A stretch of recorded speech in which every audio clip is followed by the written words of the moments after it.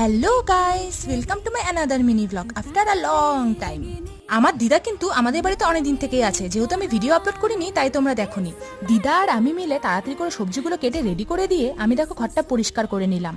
আর আজকে মাংস আর মাছ দুটোই রান্না হচ্ছে, যেহেতু দিদা মাটন খায় না। আর মার হাতের মাটন উফ। আর দিদা কিন্তু অনেকদিন বাদে আমাদের বাড়িতে এসেছিল, আর মা এদিকে মাটন রান্না করছিল আর দিদা দাঁড়িয়ে দাঁড়িয়ে দেখছিল। আর আজকে ঘুম থেকে উঠে না আমি কিচ্ছু গুছাইনি, তাই তাড়াতাড়ি করে বালিশ টালিশ সব গুছিয়ে আমি বিছানাটা ঝেড়ে পরিষ্কার করে নিলাম। মা আর দিদা আবার যাবে নার্সিংহোমে, তাই মা ওদিকে আমাকে মাটনটা ঘাটার জন্য ডাকছিল। তারপর আমি ব্যালকনিতে এসে এই গাছগুলোকে দেখছিলাম। কালকে বৃষ্টি হয়েছিল, এই গাছটাকে আমি বৃষ্টির জল পেতে দিয়েছিলাম। বৃষ্টির জল পেলে না গাছগুলো খুব তরতাজা হয়ে ওঠে। আর এদিকে মা আমাকে এক বিরাট দায়িত্ব দিয়ে চলে গেল।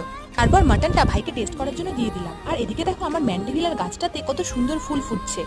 তারপর আমি তাড়াতাড়ি করে স্নান করে নিয়ে সব ঝামেলা মারা আসার আগে শেষ করে নিলাম। আর আজকের আকাশটা দেখো এরকমই মেঘলা। আজ তাহলে চলি, দেখা হচ্ছে নেক্সট ভিডিওতে।